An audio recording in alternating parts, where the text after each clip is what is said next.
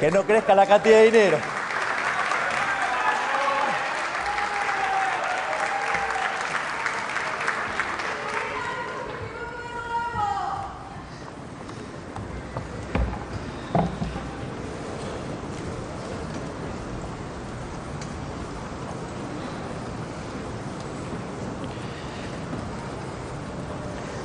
Diputados y senadores del Congreso de la Nación, gobernadores, ministros de la Corte Suprema de Justicia, embajadores, estimados miembros del Gabinete Nacional y a todos los argentinos que nos están escuchando desde sus hogares, buenas noches.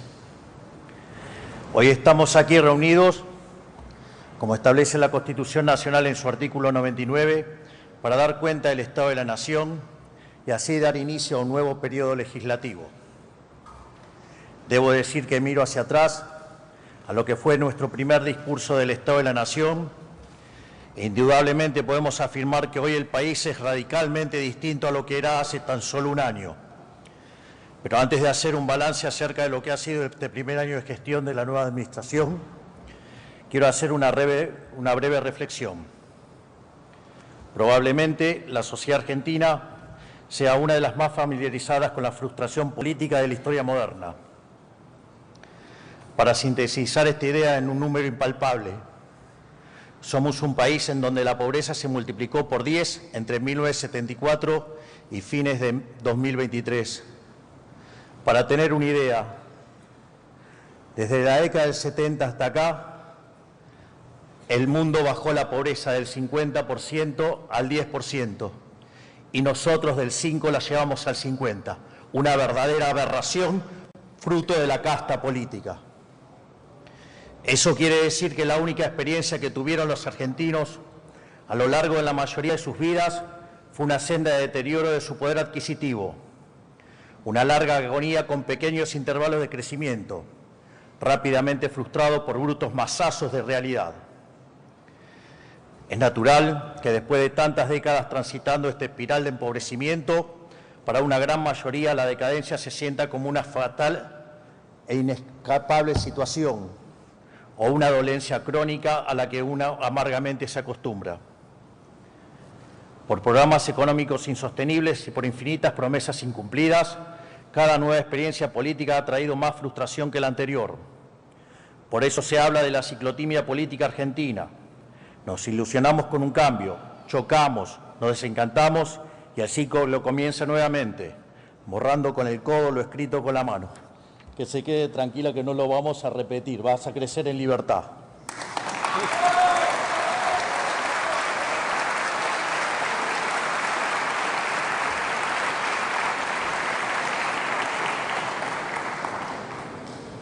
No es casualidad que escuchemos constantemente, no te ilusiones, es en vano, o Argentina siempre va a defraudar.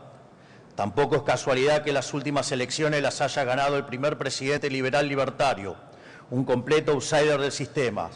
Es algo que jamás hubiese ocurrido si los políticos tradicionales hubiesen mejorado nuestras vidas. La Argentina, durante 100 años, giró como una calecita en un sendero decreciente, dando vueltas sobre su propio eje, y erosionando en cada vuelta su economía, su credibilidad y la calidad de vida de sus ciudadanos. ¿Y por qué fallaron todos nuestros intentos de salir? La respuesta es simple, porque siempre se partió desde un diagnóstico equivocado. Nadie nunca cuestionó el eje sobre el que giraba la calecita, la mano negra del Estado omnipresente. Todas las falsas dicotomías de nuestra historia, campo o industria, dólar barato o caro, peronismo o antiperonismo, escondieron atrás la misma constante. Y la política siempre defendió al Estado con uñas y dientes, viendo la administración pública como un botín a ser conquistado. Eso es el verdadero modelo de la casta. Entonces, ¿cómo íbamos a tener distintos resultados si en lugar de cambiar la receta, estábamos solamente cambiando el cocinero? Nuestra receta es clara y concisa. Venimos a romper la calecita, quitarle la manija al sortijero y trazar un horizonte de progreso hacia adelante con cambios profundos que atacan la raíz de nuestros males. Para ello, tomamos el toro por las astas, proponiéndonos resolver los problemas de fondo. Por eso nos encomendamos recuperar la racionalidad económica, achicar el Estado, devolverle la libertad a la sociedad, restablecer el imperio de la ley y borrar los privilegios que la política acumuló a lo largo de los años.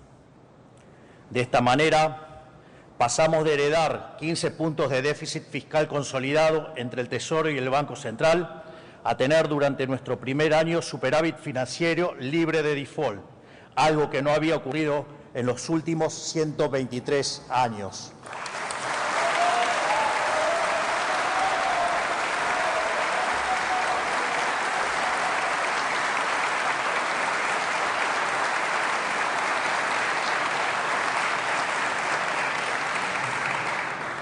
En paralelo a la disciplina fiscal, le aplicamos un torniquete a la emisión monetaria y gracias a estas dos anclas hemos reducido la inflación de una manera sin precedentes, incluso a una velocidad más rápida que la propia convertibilidad, que hasta el día de hoy era el programa de estabilización más exitoso de nuestra historia.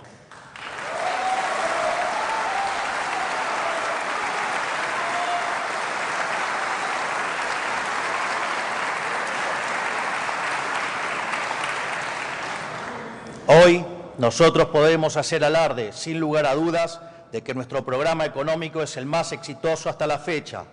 Solo para ejemplificar con números, el índice de inflación mayorista cuando asumimos que anualizado daba 17.000%, mientras que el mismo índice anualizado para el último registro fue de 19% anual.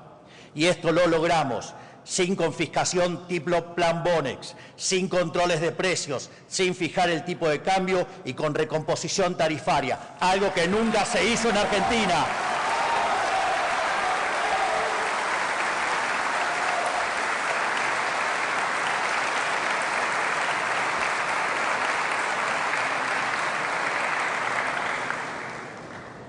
Gracias a quitarle a la política el poder de regular los precios a su antojo, logramos solucionar problemas de desabastecimiento de sectores claves como el de los combustibles y pudimos corregir el enorme problema de precios relativos que nos dejaron. Al asumir, teníamos cerca de 20 tipos de cambio diferentes, con una brecha entre el oficial y el libre que había llegado a niveles del 200%. Hoy la brecha se encuentra en valores inferiores al 15%.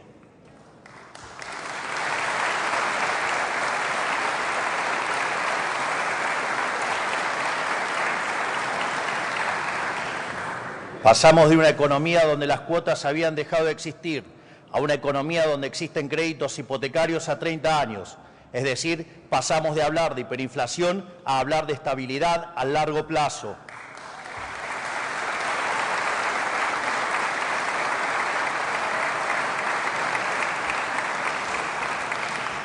En el camino eliminamos y redujimos impuestos y aranceles de distinto tipo. El señoriaje, esto es, la emisión de dinero para financiar el déficit que se traducía en inflación y que le robaba a los argentinos 15 puntos del PBI.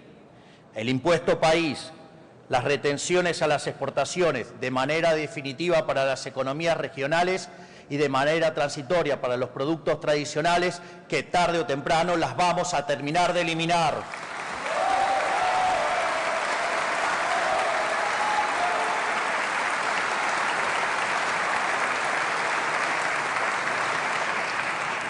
También eliminamos el impuesto a las transferencias inmuebles, actualizamos los montos de ganancia para autónomos, actualizamos los montos del monotributo, redujimos bienes personales y realizamos el blanqueo de capitales más exitoso de la historia, pese a que los agoreros decían que iba a ser un fracaso.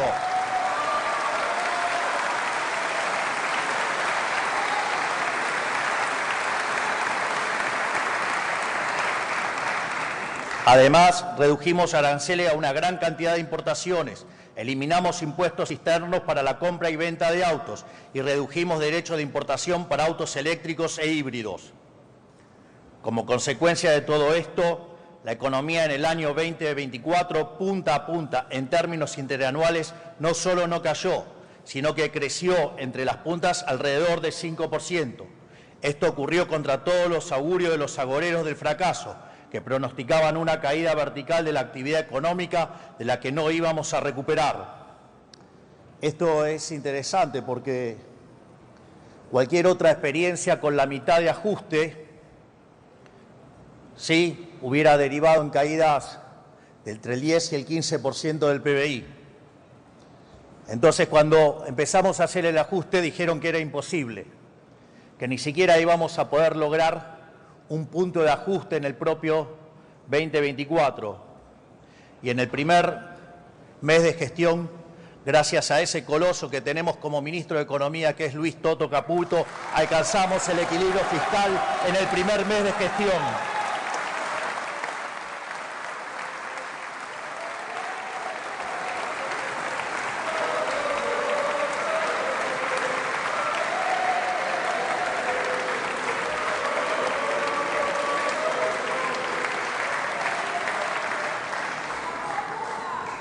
Después dijeron que era transitorio, que no lo íbamos a poder sostener. Y cuando con el correr de los meses veían que el equilibrio fiscal seguía, empezaron que igual no íbamos a poder bajar la inflación, que se iba a estacionar en el 30 y bajó, que se iba a estacionar en el 20 y bajó, que se iba a estacionar en el 8 y bajó, que se iba a estacionalizar en el 4 y bajó, y seguimos haciendo que la inflación baje.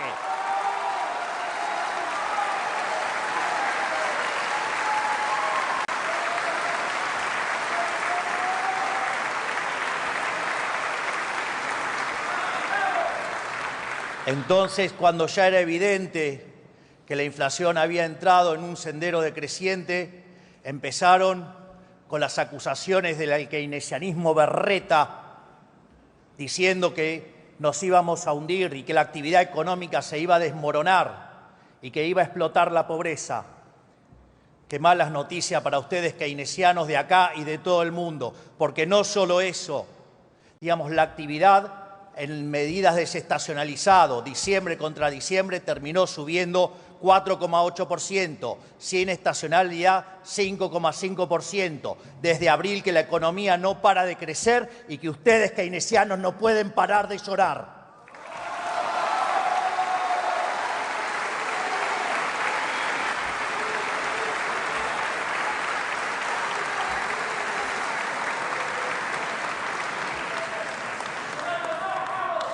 Cuando hablaban de caídas sin final, de la L y de la pipita de Nike suave, fue en B corta, aunque les duela a los del Frente para la Victoria, no sé cómo se llamen ahora, la Unión por la Plata, no sé.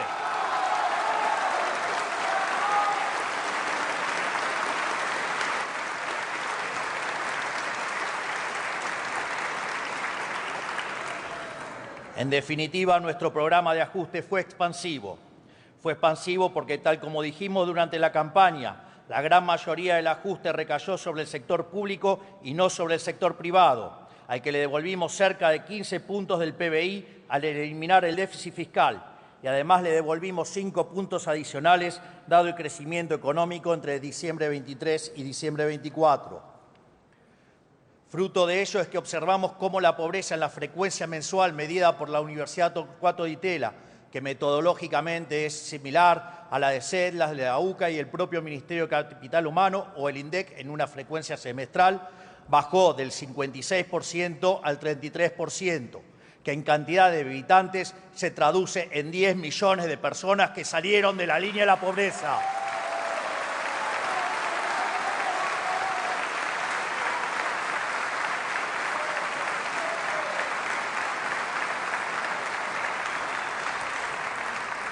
En definitiva, ajustar a la política no solo no es recesivo, es expansivo y elimina la pobreza. ¿Quieren terminar con la pobreza? ¡Terminen con el curro de la política!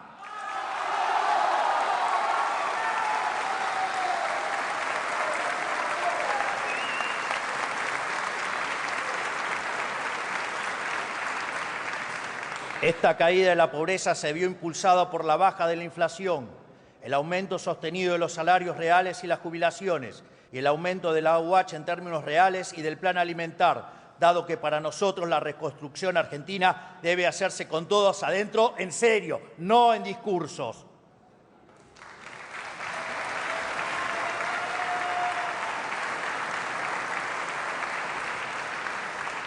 Porque aunque aunque necesitar de la asistencia social sea una tragedia, es necesario señalar que los que fueron relegados durante décadas son las víctimas del sistema y no los victimarios. Por eso el ajuste cayó y seguirá cayendo sobre la casta y nunca sobre los sectores más vulnerables. Pero ninguno de estos éxitos en materia económica fueron casualidad, sino consecuencia de que Argentina pasó de ser el peor alumno de la clase a ser el abanderado. De hecho, Argentina es hoy uno de los 5 países del mundo que actualmente goza de superávit financiero.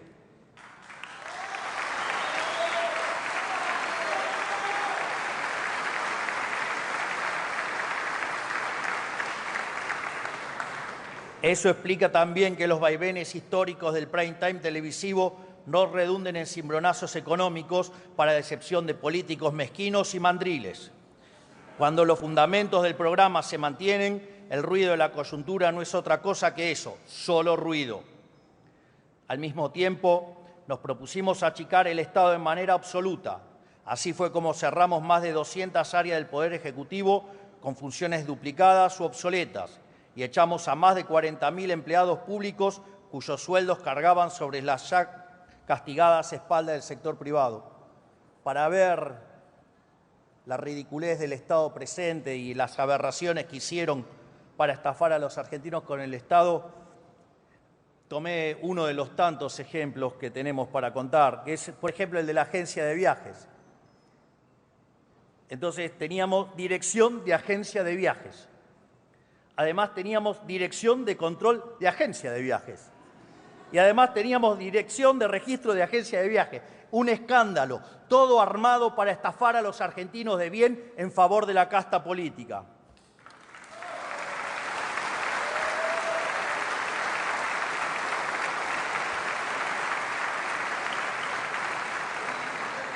También eliminamos decenas de fondos fiduciarios que la política usaba discrecionalmente a su antojo.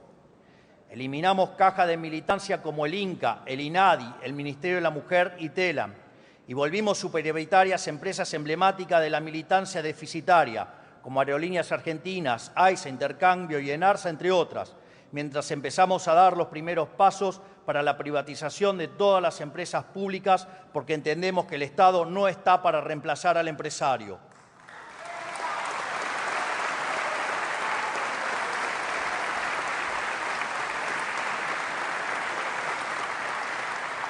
Además, eliminamos la obra pública, que era uno de los curros más grandes de la política. Y aquí también quiero dejar en claro una de las grandes falacias y mentiras de la política para con la gente, cuando dicen esa mentira de que la obra pública genera trabajo. Le digo a los argentinos de bien que eso es falso. Es falso. Porque las obras públicas hay que financiarlas y se financian con impuestos, ya sea impuestos explícitos o con emisión monetaria que deriva después en el impuesto inflacionario o con deuda, esa inmoralidad que castiga a las generaciones futuras.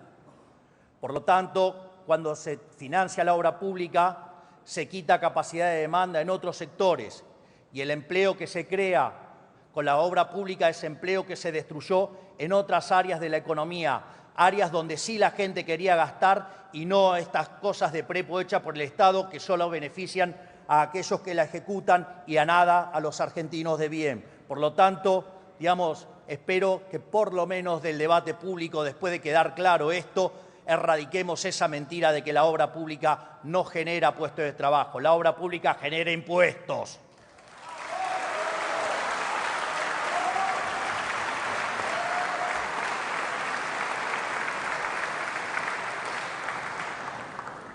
También eliminamos por completo la publicidad oficial, instrumento del que se valía la casta para opinar políticamente y difundir sus mentiras en los medios. Fuimos los únicos en eliminar la pauta oficial. Nosotros no necesitamos sobornar a los medios. Nosotros tenemos logros. No necesitamos periodistas mentirosos pagados por el erario público.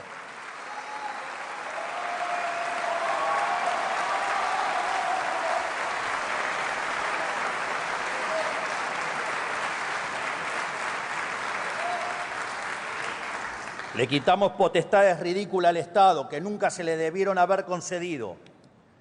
Durante nuestro primer año de gestión, entre el DNU 7023, la ley base y el proceso de regulación más grande de la historia, hemos concentrado alrededor y concretado 1.700 reformas estructurales, eliminando regulaciones que cercenaban libertades comerciales y económicas y le ponían palos en la rueda al gran motor productivo de nuestro país, que es el sector privado. Acá también quiero hacer un ejemplo que ese maravilloso y superlativo ministro que tengo, que es el ministro de Regulación, el doctor Federico Sturzenegger,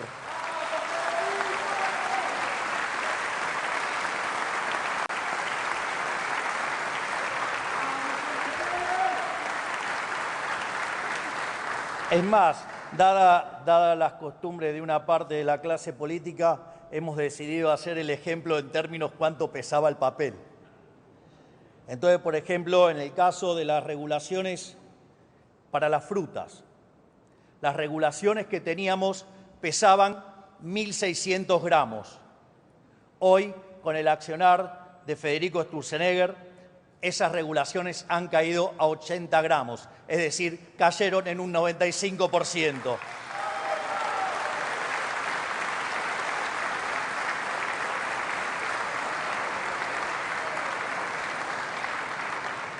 Creo que casi no hace falta que lo diga, pero ese correlato entre lo que pesaban las regulaciones tenía otro correlato en otro tipo de papeles, digamos, a veces verdes y a veces europeos, porque entran más en el mismo peso.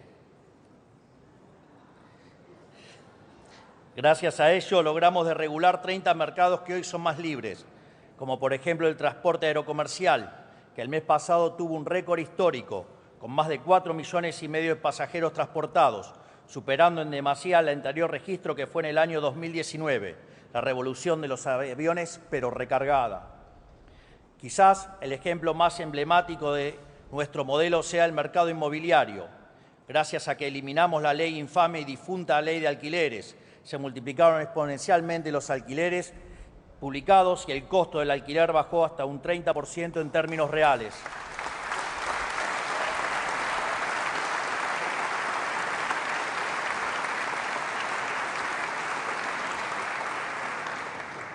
En materia de capital humano, eliminamos el curro de los gerentes de la pobreza, quitándole el poder de extorsión a un grupo de piqueteros sinvergüenzas que obligaban a los más necesitados a marchar por sus propias causas bajo amenaza de robarles la asistencia social.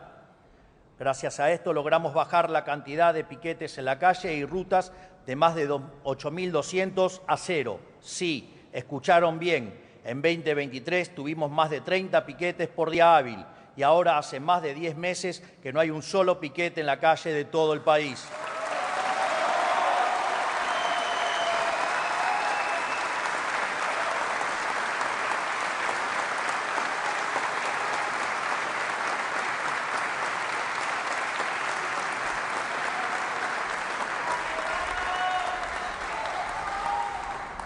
En materia de seguridad nacional, bajo el liderazgo de la doctora Bullrich, durante 2024 vimos el índice de homicidio más bajo de los últimos 25 años, habiéndolo bajado 11 puntos en comparación a 2023, es decir, que tuvimos el índice de homicidios más bajo de Sudamérica.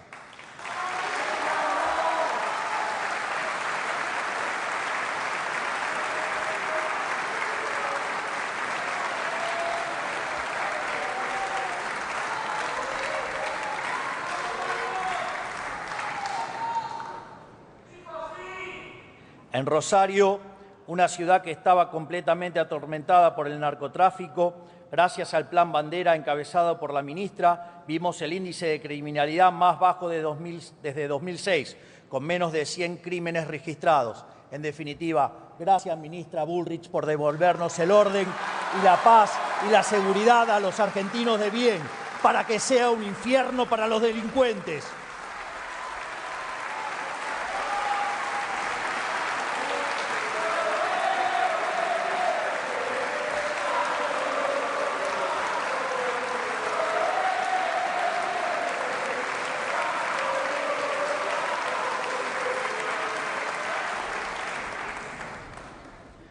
También aprobamos los proyectos de reiterancia y reincidencia, junto a la ley antimafias, para fortalecer un principio universal que durante tanto tiempo estuvo olvidado en estas tierras: el que las hace, las paga.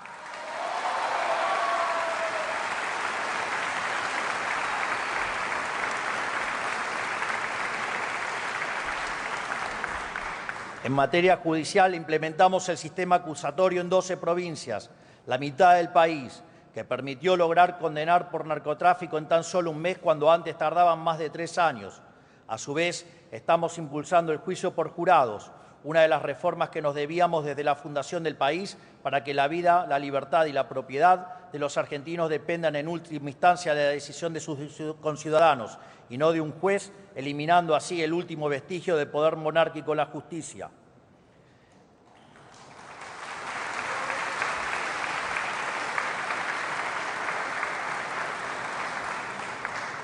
En lo que requiere defensa, estamos reequipando y jerarquizando nuestras Fuerzas Armadas nuevamente después de décadas de olvido y de desprecio hacia ellos. Tan solo esta semana llegó el primero de los 24 F-16 que compró nuestra administración, la adquisición de armamentos más importante de los últimos 40 años.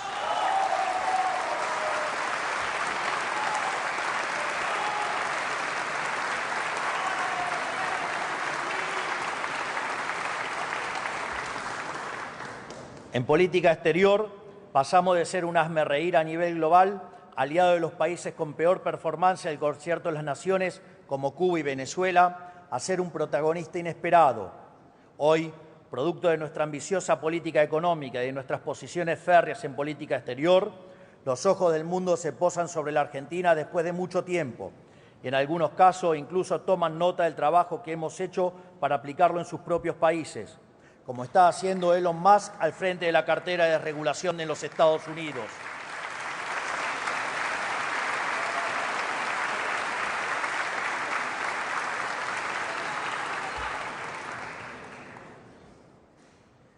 No es menor lo de Elon con la motosierra.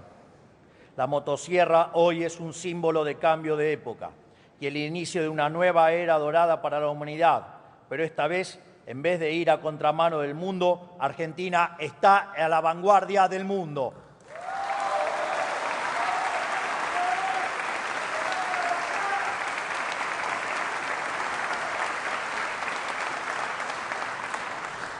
Creo que, haciendo este breve repaso de los miles de cosas que han cambiado en el último año, podemos afirmar de manera inapelable que el Estado de la Nación es hoy mucho más prometedor que el que teníamos hace un año. Durante la campaña presidencial, invitamos a todos los argentinos a juzgarnos por nuestras ideas. Hoy, habiendo transitado poco más de nuestro primer año, lo invitamos a juzgarnos nuevamente, pero esta vez por nuestros resultados.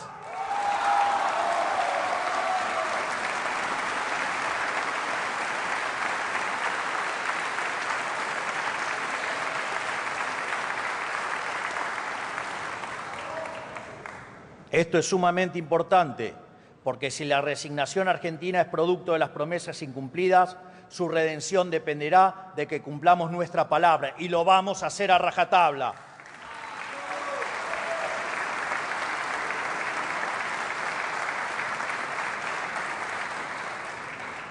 En un relevamiento realizado por el secretario de Comunicación, nuestro vocero, el gran Manuel Adorni,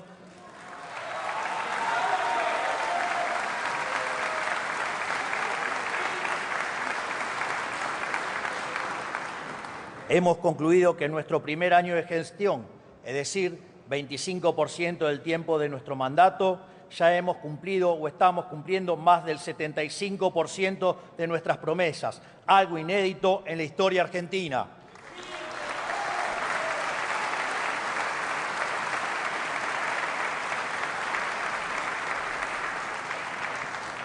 Es más, quiero hacer una nota al pie de página sobre esta afirmación, porque no es que estamos cumpliendo porque nuestro programa fuera un programa poco ambicioso. Durante toda la campaña tuvimos el acoso y el hostigamiento que decían que todo lo que proponíamos era imposible. Era súper ambicioso. Nadie creía que podíamos lograr lo que estamos logrando. Y en ese sentido, no solo estamos haciendo cosas que prometimos en campaña, sino que además estamos haciendo muchísimas más cosas que las que prometimos en campaña. Y cuando uno hace esta corrección, llevamos cumplido el 97% de las promesas de campaña en solo un año.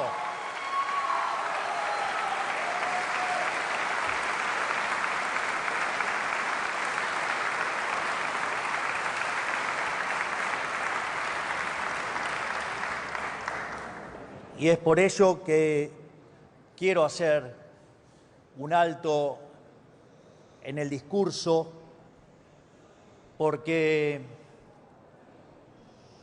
en la vida hay que ser agradecido y no hay que ser mezquino, y quiero agradecer a cada uno de mis ministros por la enorme labor que han hecho cada uno de ellos durante este año.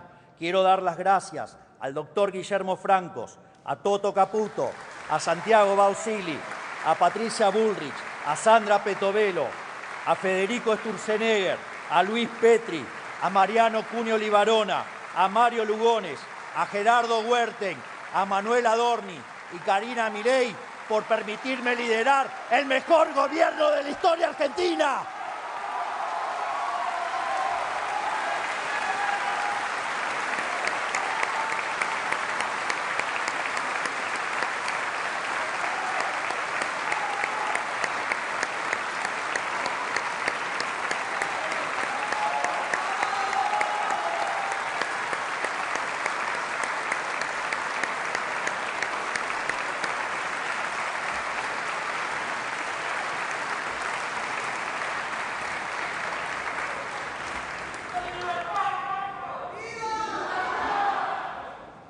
Así, antes de nosotros, gracias al modelo empobrecedor de la casta, la Argentina estaba rendida. Era un pordiosero pidiendo limosna al que nadie quería darle ni 3 centavos. Y cada argentino vivía en la angustia permanente de que el valor de su dinero se le fumara de la mano. Hoy, a todas luces, estamos viviendo una nueva realidad, bien distinta a la que veníamos hace un año. La estabilidad económica que estamos conquistando no significa que hemos llegado a puerto, pero sí que estamos cada día un poco mejor, como ya se viene comprobando con la sostenida recuperación salarial de los últimos 9 meses. Tampoco significa que no vaya a haber volatilidad. La vida no funciona de esa manera, no es un movimiento rectilíneo y uniforme. Siempre hay altos y bajos, momentos de tensión y momentos de tranquilidad. Así ha ocurrido con el proceso de desinflación. Y así ocurrirá con el proceso de crecimiento. Pero lo que importa no es una foto, sino la tendencia. Y de la misma forma que la inflación tenderá a cero, el PBI per cápita tenderá a crecer de modo sostenido en el tiempo. Aquí quiero mencionar un trabajo de un colega economista, que se llama Juan Pablo Nicolini, que es de la Universidad de Itela y que además trabaja en la Reserva Federal. Y en un trabajo que hizo sobre política fiscal y crecimiento económico, demuestra que alcanzar el equilibrio en la línea financiera, como lo hace Argentina, implica que Argentina tiene por delante una tasa de crecimiento sostenido del PBI per cápita del 4,5%. Y a eso hay que agregarle algunas cuestiones adicionales, porque el trabajo no hace diferenciación entre lo que es la caída del riesgo país, que lo recibimos cerca de 3.000 puntos básicos y hoy está rondando en los 750. Tampoco habla que el equilibrio alcanzado fue hecho en base a reducir impuestos, bajar el gasto público y no como se hacía antes los ajustes aumentando la presión impositiva. Tampoco contempla la enorme cantidad de reformas estructurales que hemos hecho. Solo el DNU 7023 y la Ley Bases representan una reforma estructural 8 veces más grande que la reforma que hizo Carlos Menem cuando fue el mejor gobierno de la historia hasta ahora.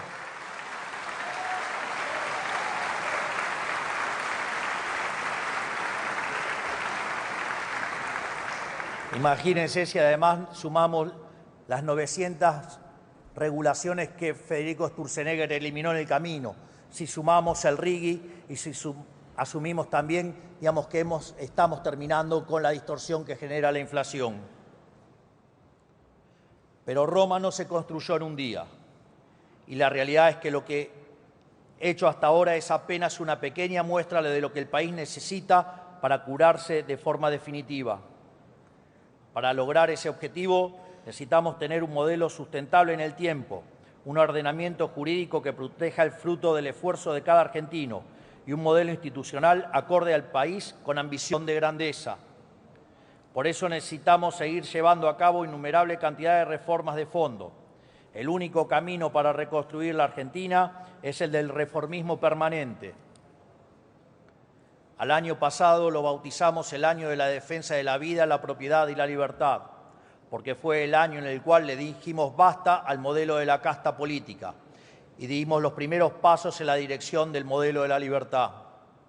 Este año será el año de la reconstrucción de la Argentina.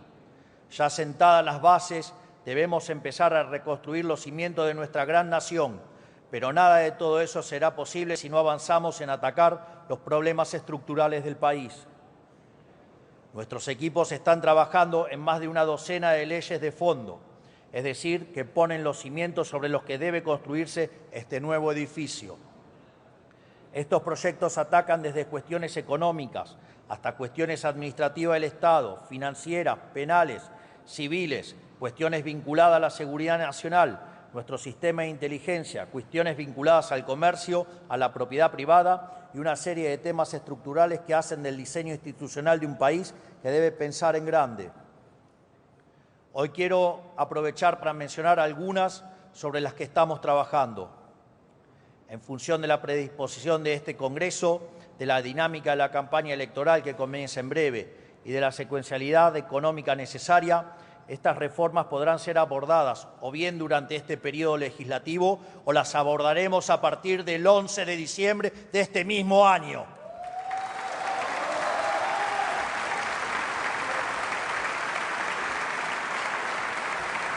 Imagino que esta zona se va a poner un poquito más violeta.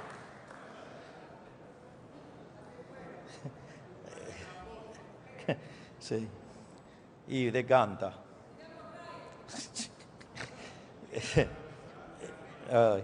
Si queremos verdaderamente ser una potencia, la primera asignatura sobre la que debemos avanzar es en desterrar la inflación para siempre, que ya no dependa de que venga una persona con la convicción de hacer lo correcto, sino en convertir en ley una verdad incuestionable de la economía argentina. El déficit fiscal es la madre de todos los males de la historia del país. De las 22 crisis que se registraron desde el inicio del siglo XX, 20 tienen origen fiscal, el cual ha oscilado entre alto y extravagantemente alto, lo cual a la postre se ha traducido en endeudamiento con su posterior default, en financiamiento con emisión monetaria, que derivó en inflación e hiperinflación, o aumentos de impuestos que ahogaron el crecimiento mientras cercenaban la libertad económica e individual. En consecuencia, debemos transformar en obligatorio el equilibrio fiscal para cualquier presupuesto estatal, sea nacional o subnacional, pero no alcanza con el equilibrio fiscal. Es necesario acompañarlo con una reducción severa del gasto público para devolverle a la sociedad lo que hoy el Estado le confisca vía impuestos.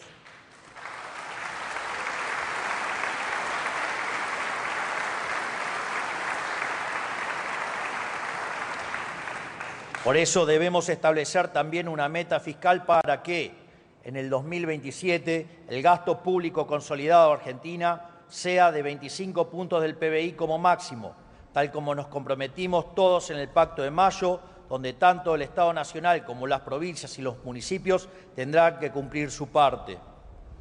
Porque cuanto menor sea el tamaño del Estado, habrá mayor libertad económica, mayor crecimiento económico, mayor ingreso per cápita y, por ende, menos pobres en la Argentina. Es decir, el verdadero trade-off es entre si estamos dispuestos a aceptar más gasto público para tener más pobres. Yo prefiero achicar el Estado y que haya menos pobres en la Argentina.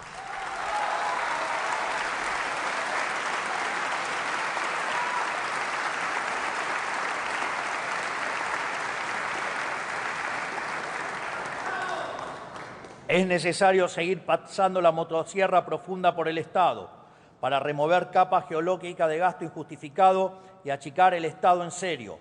La motosierra no es solo un programa de gobierno, es una política de Estado que seguirá durante años y no parará hasta que no encuentre el final del Estado en el largo plazo.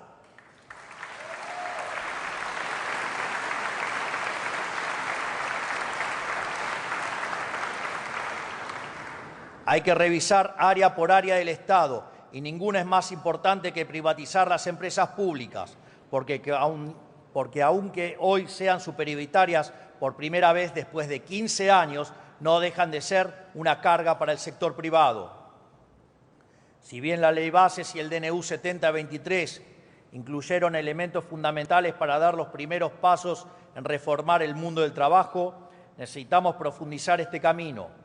El régimen laboral que impera desde hace 50 años quedó completamente obsoleto y hoy lo único que hace es proteger con beneficios a las pocas personas que van quedando en el sector formal mientras expulsa cada año a millones a la informalidad. Este es el principal motivo por que el empleo privado formal no crece desde hace casi 15 años.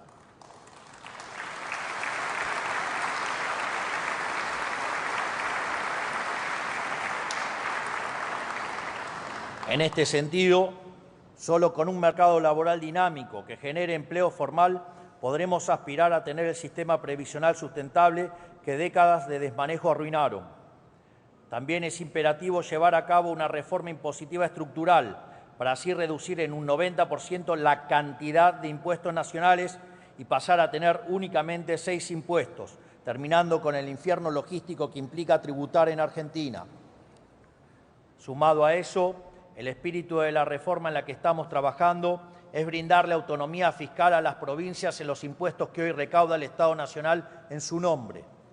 De este modo, el Estado Nacional establecerá un piso mínimo para cada impuesto sustancialmente inferior al total actual y luego las provincias podrán elevarlo a su criterio, lo que indudablemente generará una competencia fiscal entre las provincias que dinamizará así sus economías. Del mismo modo, necesitamos devolverle a los argentinos la libertad de comerciar con quienes deseen, para que bienes y servicios ingresen al mercado local y así cada uno pueda comprar libremente productos de mejor calidad a mejor precio. Durante décadas, bajo la premisa de proteger a un puñado de puestos de trabajo, se le encareció deliberadamente el costo de vida a millones de argentinos, en muchos casos forzándolos incluso a adquirir bienes de dudosa calidad a precios completamente distorsionados. No es justo que solo quienes pueden pagarse un viaje al exterior puedan comprar lo que deseen a precio internacional. Tiene que ser para todos. Abrir los mercados también le abrirá las puertas del mundo a las empresas argentinas para que puedan salir a vender nuestros productos a 8.000 millones de personas en un contexto internacional donde lo que la Argentina tiene para ofrecer será muy requerido.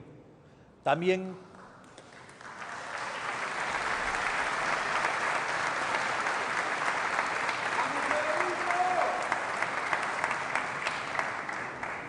quiero acá terminar con otra falacia con la que nos han estado mintiendo por casi 100 años y que es el tema de la industria infante, un infante que por lo menos tiene 90 años ya, o digamos de proteger la industria X porque genera puestos de trabajo. Esa también es otra mentira. Porque si en el proceso de apertura de la economía ingresa un producto de mejor calidad a un mejor precio y quiebra una empresa, también es cierto que los consumidores ahora tienen más dinero en su bolsillo y los pueden gastar en otros sectores de la economía. Por lo tanto, digamos, se reasignará el empleo y irá a sectores donde es más productivo y donde hay mayores salarios y por ende hay mayor bienestar para todos. Por lo tanto, basta de la mentira proteccionista, porque en el fondo no es ni más ni menos que un curro entre los políticos y los empresarios prebendarios.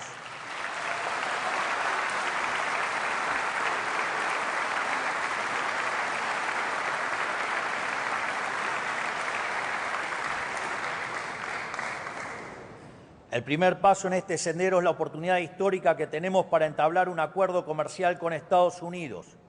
Una oportunidad que ya se nos presentó hace 20 años y dejamos pasar, desaprovechando el último gran boom de crecimiento que vio el planeta. Pero para aprovechar esta oportunidad histórica que se nos vuelve a presentar, es necesario estar dispuesto a flexibilizar o incluso, llegando el caso, a salir del Mercosur, que lo único que logró desde su creación es enriquecer a los grandes industriales brasileros a costa de empobrecer a los argentinos.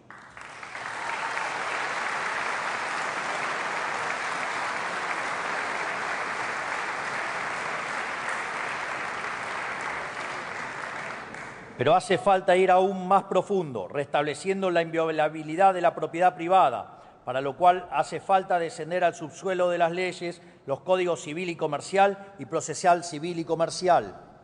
Urge devolverle la libertad de asociación a todos los argentinos, reduciendo las prerrogativas de Estado y aumentando las de cada ciudadano.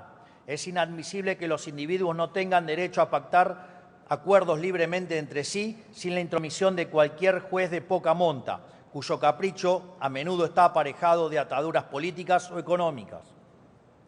Aquí es donde se juega la famosa seguridad jurídica por la cual la política reclama hace años, pero por la que nunca hizo nada.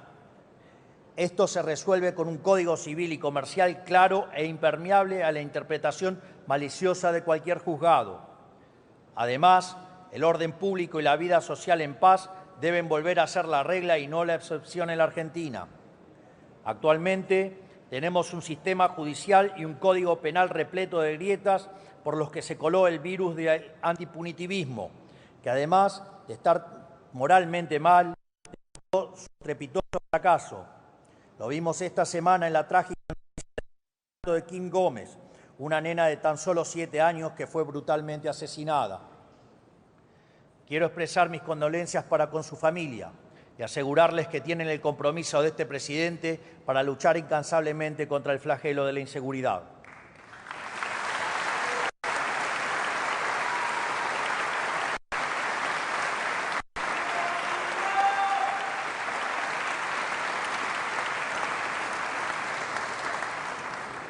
Además, aprovecho para decirle al gobernador Kicillof que mientras siga sosteniendo que los delincuentes, los asesinos y los violadores son víctimas del sistema, en línea con el wokismo jurídico de Zaffaroni, no solo no tenemos nada para conversar, sino que además quiero decirle que jamás resolverá el gravísimo problema de inseguridad de la provincia, ya que ser tolerante con los delincuentes es castigar a las personas de bien.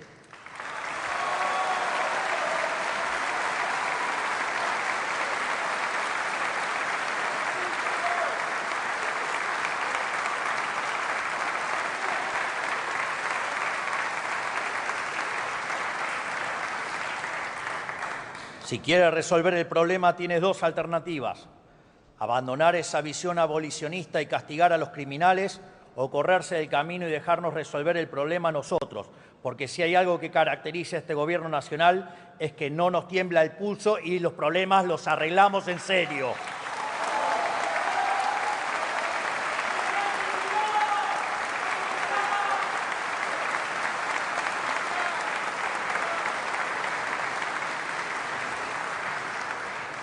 Durante demasiado tiempo la política le dijo a los argentinos que no iba a castigar el delito, que los delincuentes eran víctimas de un sistema injusto y que por lo tanto no eran responsables de sus acciones. Lo único que lograron fue que para muchos delincuentes delinquir ya no tuviera costos. Lo sufren los bonaerenses todos los días. Pues bien, con los proyectos de reiterancia y reincidencia del Gobierno aprobado por este Congreso, terminaremos finalmente con la puerta giratoria en la Argentina.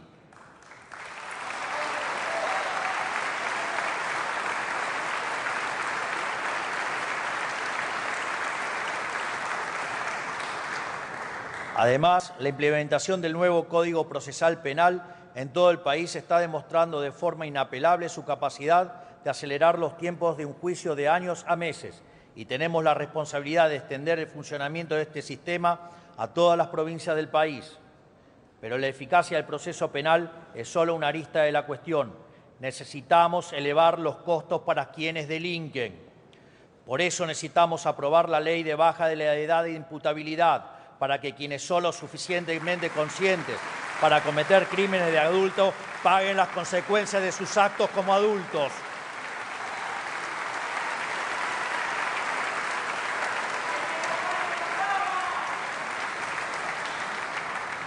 Pero lamentablemente llegará tarde, porque hoy uno de los asesinos de Kim tiene 14 años y goza de ser inimputable. No se lo puede juzgar, y el otro criminal cometió delitos siendo menor de 16 años, lo cual significa que con nuestra ley de imputabilidad no hubiera estado libre en un principio. Necesitamos bajar la edad de imputabilidad, y no solo eso, necesitamos también agravar todas las penas del Código Penal. Sí, todas las penas del Código Penal.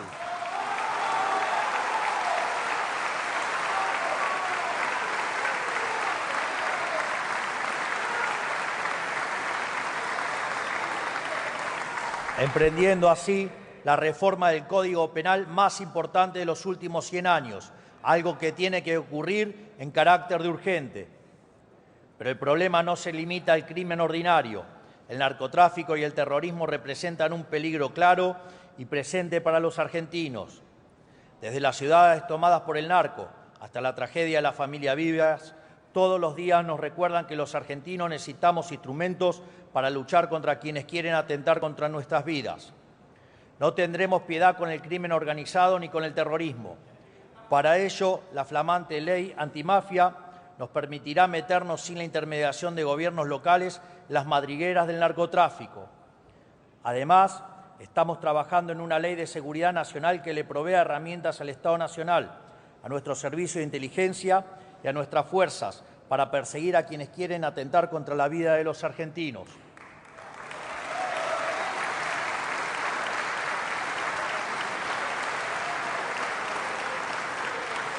Para concluir, no podremos resolver la crisis de delincuencia en nuestro país sin una justicia independiente pero efectiva. Y la justicia no va a funcionar correctamente hasta que la política se decida a dejar de politizar los nombramientos de los jueces, fiscales y defensores públicos. En esa línea, nosotros tenemos la intención de avanzar en el envío de los pliegos de todos los cargos vacantes de la justicia federal, incluidos el Procurador General, el Defensor General, el Defensor del Pueblo, todos los juzgados federales, todas las fiscalías y todos los defensores públicos que hoy faltan designar, que son alrededor del 40% de los magistrados de la justicia federal.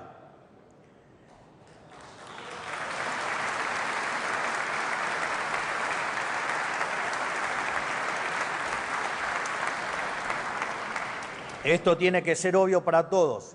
Es imposible que la justicia cumpla su deber si funciona al 60% de su capacidad. Esperamos que la política esté a la altura de esta urgencia nacional y no politice la aprobación de los pliegos, a diferencia de lo que ocurrió este año con los candidatos a conformar la Corte Suprema. Si queremos ser un país serio, también debemos llevar a cabo una profunda reforma migratoria.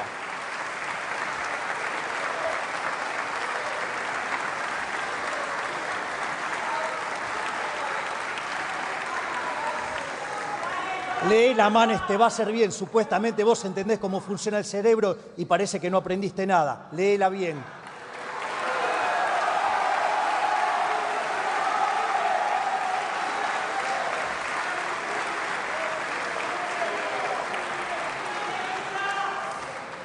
Quizás tu versión es con inteligencia artificial y cambia de libertaria a kirchnerista como hiciste vos, Manes.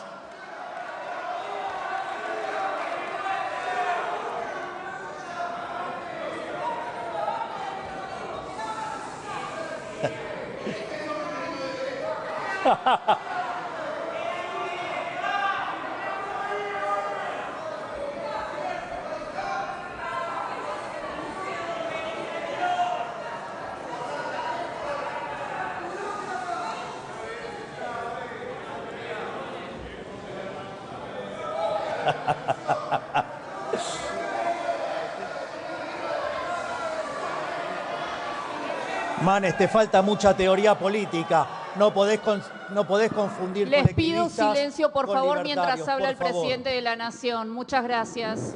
Te falta mucha lectura, Manes.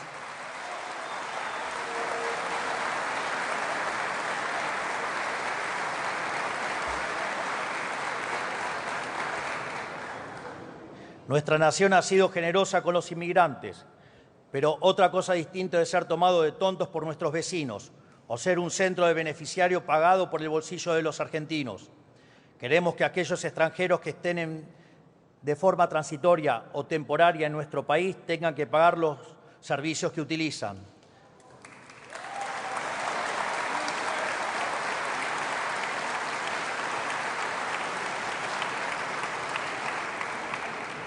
También debemos permitir a las universidades cobrarles a quienes no son residentes permanentes, así como es necesario endurecer severamente las condiciones de deportación para los extranjeros que delinquen.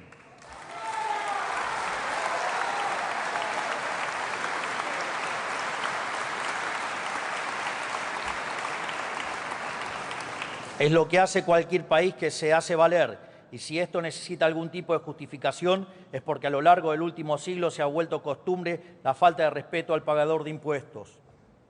Por otra parte, tenemos que recuperar el imperio de la igualdad ante la ley, terminando con este sistema de cupos de distinto tipo que impone desde a quién emplear hasta a quién votar. Hemos llegado al punto en el que hay cupos hasta para emplear gente en medios de comunicación o para la programación de artistas en un festival, con la supuesta justificación de proteger a ciertos grupos percibidos como oprimidos. Hemos perjudicado injustamente a los demás, vulnerando la igualdad ante la ley que consagra nuestra Constitución.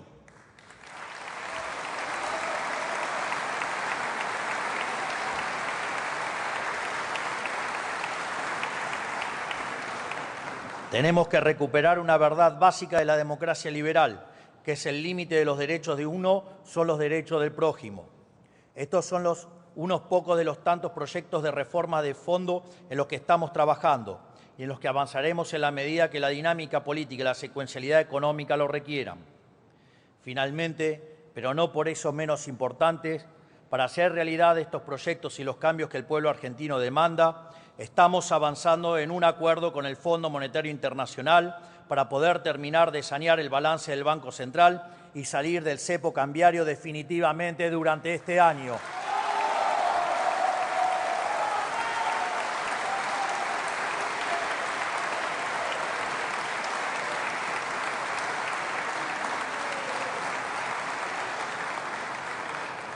Llevamos décadas con la mochila de déficit fiscal y endeudamiento, que se agravó porque durante toda la historia argentina, en lugar de enfrentar el problema fiscal, los distintos gobiernos eligieron endeudarse, ya sea con el mercado, con organismos multilaterales de crédito o con el propio Banco Central a cambio de emisión de dinero.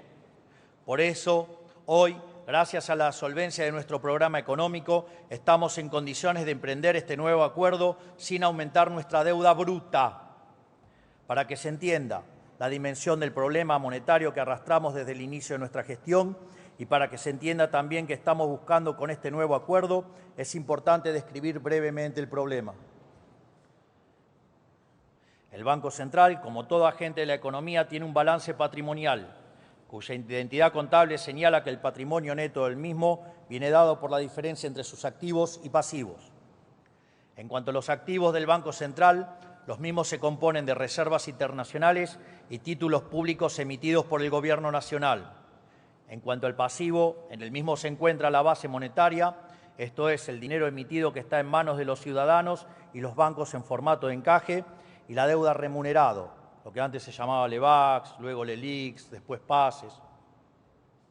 En este sentido, cuando suben los pasivos del Banco Central, ya sea por emisión de pesos contra títulos públicos que no tienen mercado, es decir, emisión espuria, o por el devengamiento de intereses de los PASES, el patrimonio del Banco Central se deteriora. De este modo, en la medida que el patrimonio neto se hace cada vez más negativo, se necesita mayor nivel de precios para licuar las deudas del Banco Central, tal que se ajuste al tamaño real de los activos del mismo. En este sentido, en la medida que el Tesoro se financia colocando títulos sin valor en el Banco Central, el nivel de precios de largo plazo es más alto y con ello mayor la tasa de inflación en el presente. Desde esta perspectiva, entonces, es muy simple explicar por qué desde la salida de la convertibilidad el precio del dólar se multiplicó por 1.200 veces. En primer lugar, por la estafa descomunal de la especificación asimétrica, lo cual implicó que la política se robó 14.000 millones de dólares que respaldaban la base en el 2001 y que a dinero de hoy, ajustado por la inflación americana, son 30.000 millones de dólares. Es decir, con la especificación asimétrica, ese chiste, digamos, tan impulsado alegremente y bancado por Clarín, que después, bueno, tuvo su ley, digamos, de medios para que no quiebre, digamos, ahí le robaron a los argentinos 30.000 millones de dólares.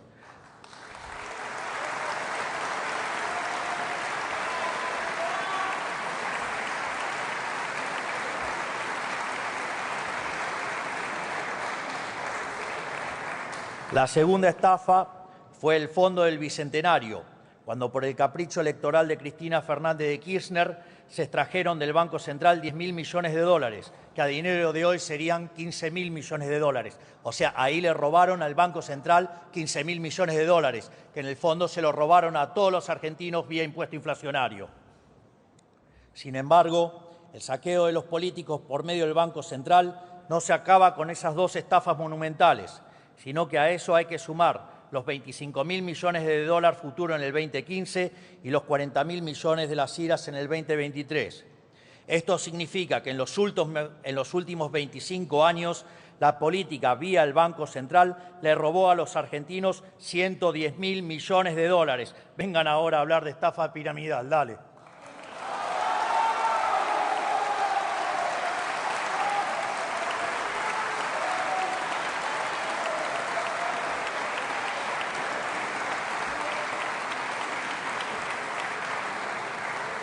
Por lo tanto, ante semejante destrucción del activo del Banco Central, no debería sorprender el desastre inflacionario que hemos vivido en los últimos 20 años. Y dado que el dólar es un precio más de la economía, es casi natural que se haya multiplicado por 1.200 veces, como dije antes. En función de ello, nosotros hemos cortado con el déficit fiscal y el cuasifiscal, por lo que el BCRA ya no volvió a estafar a los argentinos con emisión de dinero, ni para el Tesoro ni para los intereses de los pasivos remunerados, ya que de hecho la base monetaria amplia permanece constante desde mediados del año pasado. Así como lo escuchan, la base monetaria amplia no crece desde mediados del año pasado.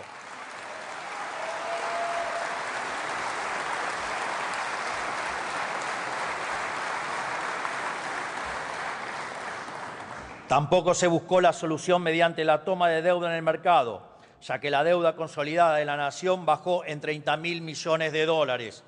Nosotros no proclamamos el desendeudamiento en palabras, lo hacemos en los hechos.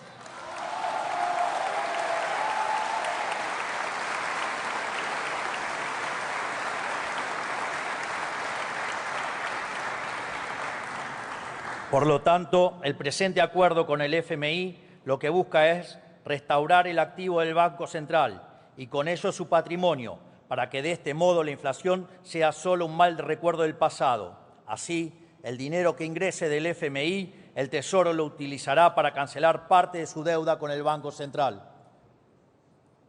Al mismo tiempo, se podría objetar que si bien la deuda bruta permanece constante, hay un cambio en el acreedor.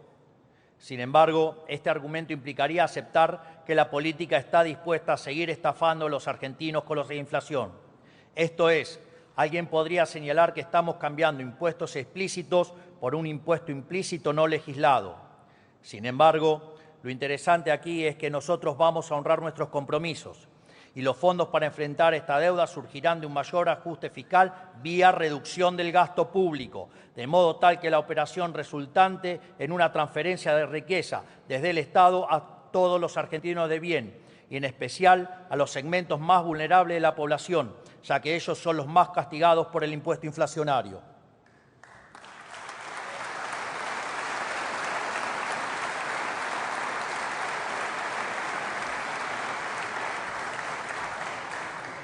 A su vez, dada la importancia estratégica que tiene este acuerdo para la Argentina, quiero anunciarles que en los próximos días le pediré al Congreso que apoye al Gobierno en este nuevo acuerdo con el Fondo Monetario Internacional.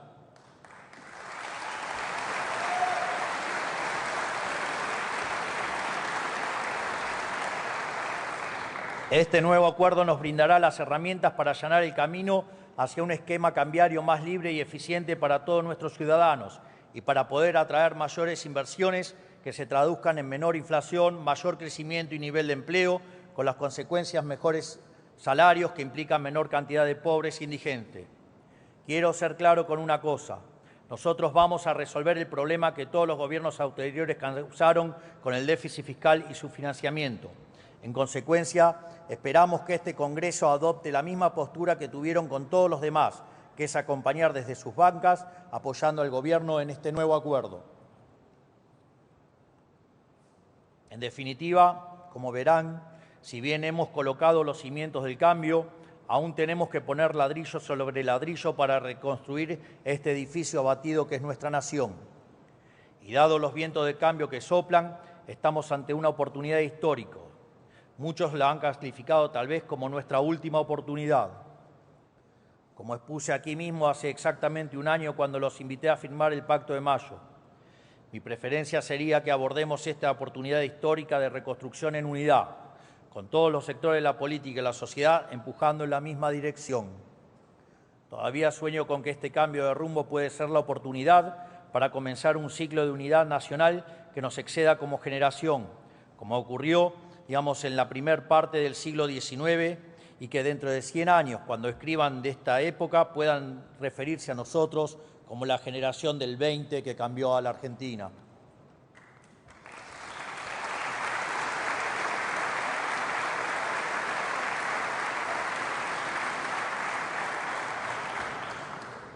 A nosotros no nos motiva el poder. Somos el primer caso en la democracia moderna que entra al año electoral sin hacer política económica teñida por el ciclo político. Porque no tenemos una ambición de poder, lo único que tenemos es una ambición reformista. Y queremos darle la oportunidad a este Congreso para acompañarnos en el ambicioso proceso que hemos emprendido. Así podrían quizás recomponer su relación con la sociedad que hoy parece irremediablemente rota. Espero que tomen esta invitación por lo que es, una chance para participar de la tabula rasa que siempre hemos predicado y creemos necesaria para la reconstrucción nacional. Pero si fueran a declinarla, francamente, no nos sorprendería. Este Congreso ya demostró una y otra vez que entre ustedes y los argentinos, algunos no tienen problema de elegirse siempre a ustedes, en especial los que no vinieron.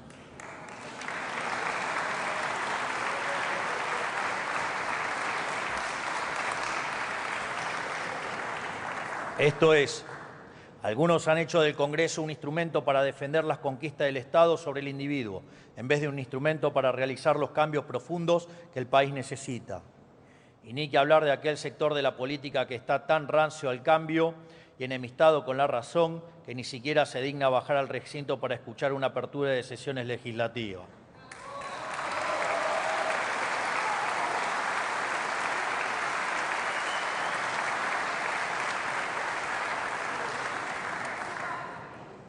Pero si dudan aún acerca de nuestra vocación de cambio, recuerden lo que pasó el último año.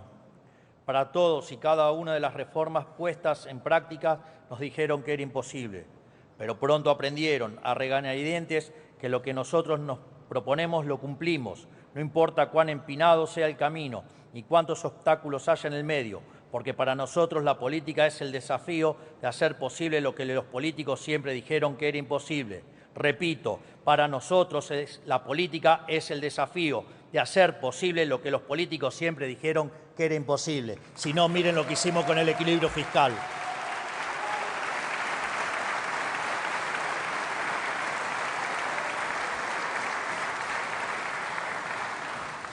Por eso, si este Congreso eligiera no acompañar de forma mayoritaria al Gobierno Nacional en esta propuesta que les extiendo, sepan que eso no detendrá el proceso de cambio que el pueblo argentino nos encomendó.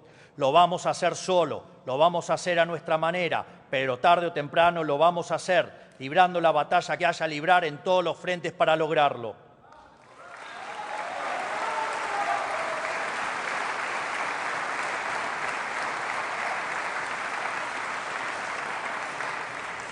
Pelearemos en el Congreso de la Nación, pelearemos en las provincias y en los municipios, en la legislatura y consejos deliberantes. Daremos la batalla de visitante en los medios analógicos y lo haremos de local en las redes sociales. Lo haremos en la calle si así lo demanda la historia. Y nunca, pero nunca nos rendiremos. Jamás nos vamos a rendir.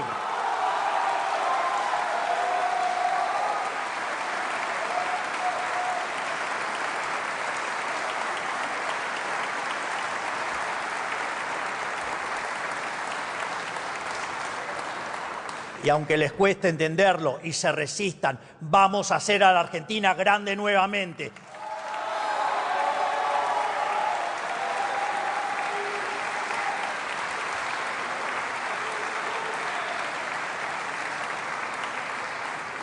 Si aceptan mi propuesta, veré que están dispuestos a involucrarse en lo que el país necesita. Caso contrario, habrán demostrado que el único camino para cambiar el país es cambiar este Congreso. Por todo lo expuesto, queda claro que estamos ante una disyuntiva. ¿Queremos seguir aplicando las mismas recetas fallidas que nos llevaron al borde del precipicio o queremos salir adelante? Solo hay una forma de hacerlo, hacer de una vez por todas lo que corresponde. Yo me niego a creer que lo mejor de este país ya pasó. Al contrario, estoy convencido de que lo que mejor está por venir. Ahora la elección está en sus manos y los ojos del pueblo argentino están sobre todos ustedes. De esta manera, quedan inauguradas las 143ª sesiones ordinarias de nuestro Congreso de la Nación.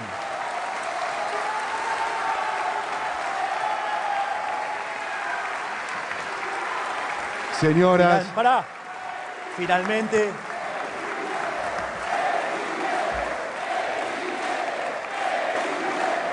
habiéndose cumplido el objetivo de esta solemne asamblea, queda levantada la misma. Ah, perdón. digo, no te apures. Perfecto, perdón. En definitiva, que Dios bendiga a los argentinos, que las fuerzas del cielo nos acompañen y ¡viva la libertad, carajo! ¡Viva la libertad, carajo! ¡Viva la libertad, carajo! Habiéndose cumplido el objetivo de esta solemne asamblea, queda levantada la misma. Señoras y señores, han sido las palabras del señor presidente de la Nación, doctor Javier Milei.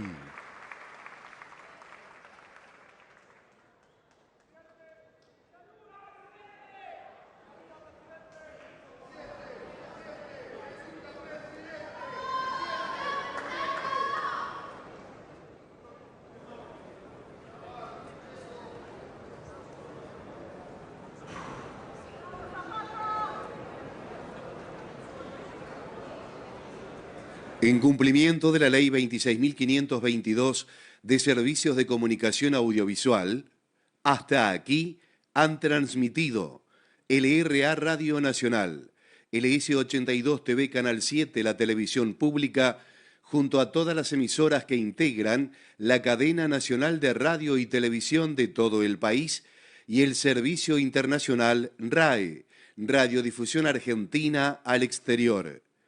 Con motivo de haberse dado inicio al acto de apertura de las sesiones ordinarias del año 2025, hemos escuchado el mensaje especial para todos los argentinos del señor presidente de la Nación, doctor Javier Milei.